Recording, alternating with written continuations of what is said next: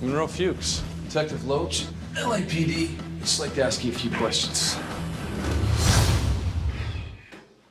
Yeah.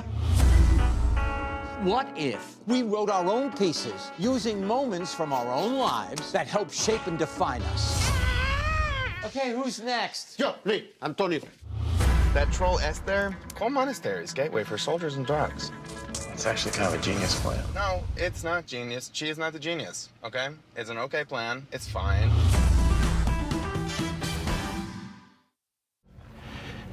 Janice, can we please not do this? It's done.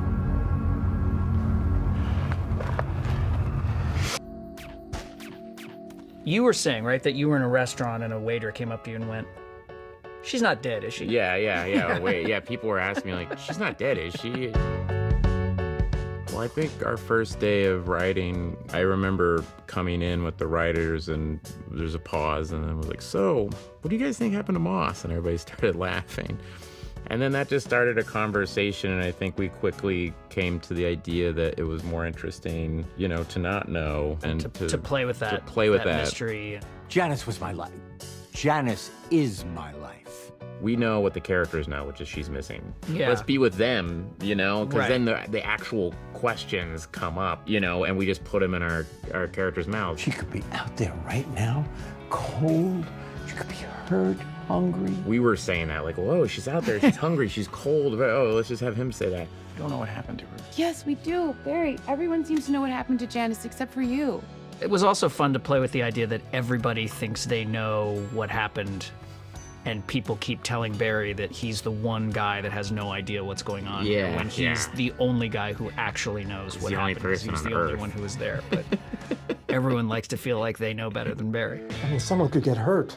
Obviously, somebody's gonna get hurt. I mean, my guy's gonna kill who's ever in that apartment. We went around of like how to start the season, and then we always had this idea of, okay, well, Fuchs is back in Cleveland, so what's he doing? Maybe he has a new guy that he's grooming to be the new Barry and all that stuff. And then Liz Sarnoff, one of our writers, went, we should just start with that guy doing a hit that goes wrong. You didn't even get the packet! We went, oh, that's interesting, and this is kind of how it works. We had that idea. And then we knew we had Fuchs's tooth from the end of last season. I gotta get my tooth. And then it was one of those awesome things like, oh, they do the hit, he gets arrested, he gets processed, and that's how they get the hit on the tooth. Oh, that works perfect, you Right, know? that they wouldn't have him in the DNA database unless he had been arrested.